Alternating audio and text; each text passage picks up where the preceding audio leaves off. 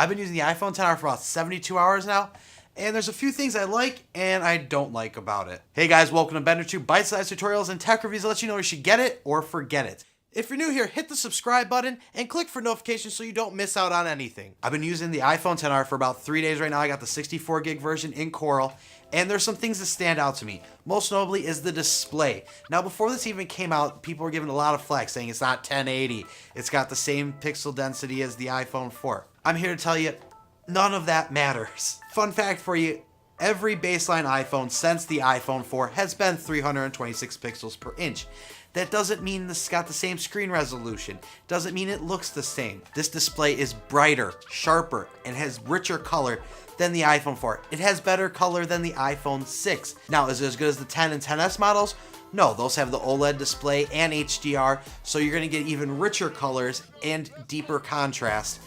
But if you're coming off an iPhone 7, 8, or 8 Plus, this phone is going to look just as good, if not better, than that phone. Now, what I don't like about the display is that it's lacking that HDR and that it doesn't have 3D touch. Now, HDR is possible in an LCD display, and I feel if they just added that in, it would have made this phone that much better for this year. It still wouldn't have been good as what's on the XS, so there'd still be a distinction, but you'd be giving someone a little extra push in that direction to get them to buy this phone. The lack of 3D touch really kills me though, because I love my app shortcuts.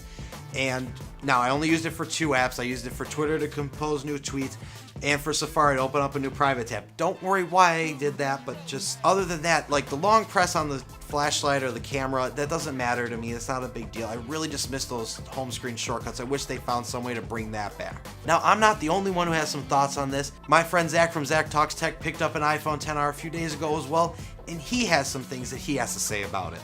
Hey, Zach Pack, welcome back to ZakTalksTech, where it's about the community, engagement, and conversation we're having here about the tech that you love. So 2 things that stuck out to me right away about the iPhone XR and which I liked and disliked are the following. The number one thing that stuck out to me right about the iPhone XR that I liked right away is the price point to get into the iOS ecosystem.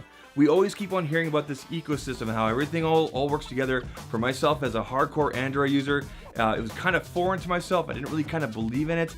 And seeing the price points of iPhones in the past, I was always a little, right? But this, starting at $750 for 64 gigabytes, which I think is a great size, a great starting point for most people, is an absolute steal. The price point for what you get in here is a great way to get into the iOS system without, killing your bank account. And the first thing I noticed or kind of dislike right away about the iPhone XR, this guy right here. This pathetic little slow charger. It's 2018 Apple. All of your competitors are throwing in fast chargers. You can charge up your phone in less than 30 minutes with some of these devices.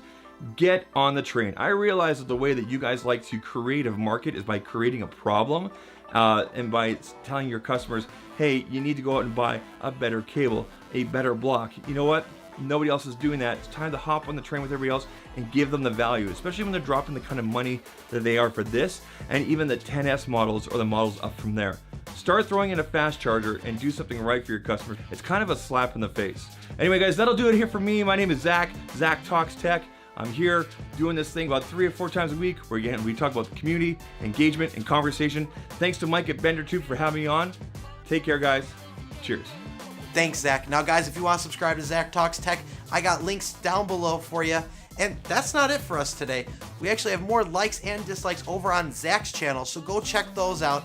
I'll have a link down below and at the card at the end of this video. Now, if you did already check out that video, that is it for us today. But before you go, what do you think about the iPhone XR? What do you like? What don't you like? And does it seem worth the price? Sound off in the comments below. And if you like this video or find it helpful anyway, give it a like, leave a comment, and as always, guys, I'll see you in the next one.